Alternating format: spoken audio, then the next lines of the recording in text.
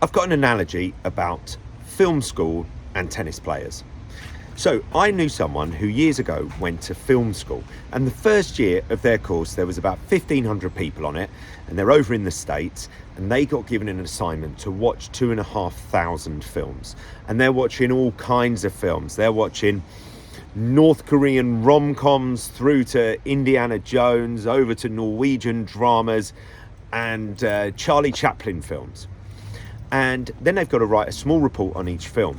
And the idea is that the course is preparing them for all sorts and giving them a massive education in what film is, what cinema is. So in years 2, 3 and 4 of the film course, when they go on to make their own stuff, they've got a knowledge and a breadth of information based on this year of research. How do we link that back to tennis? Well, tennis for me is the same. If you are a tennis player and you want to get as good as you can possibly get by the age of 16, 17, 18, 19, something like that, then what we need to do is think of ourselves as those film school students. We need to play clay courts, indoor clay, outdoor clay, hard courts, indoor, outdoor, play abroad.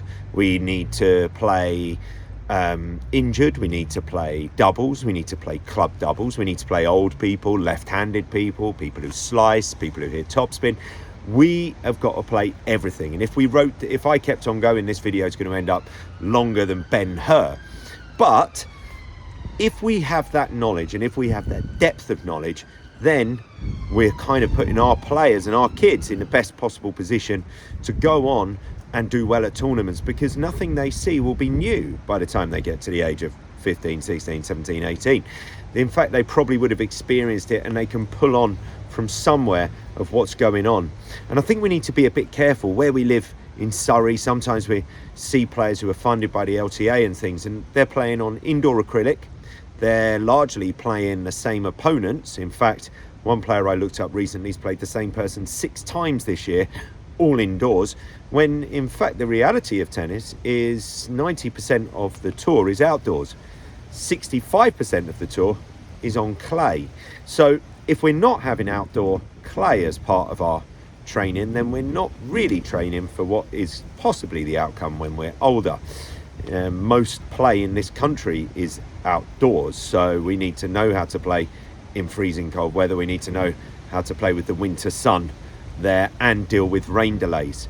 So after the first year of this person's film school course, there was only 45 people left. And I think that's kind of what I see with tennis. A lot of people starting, a lot of people looking really good. The ones who don't go and get that breadth of knowledge, that depth of information by the age of 15, 16, 17, 18, can't really translate all of their training and all of their time spent into results and end up giving up. I hope that helps.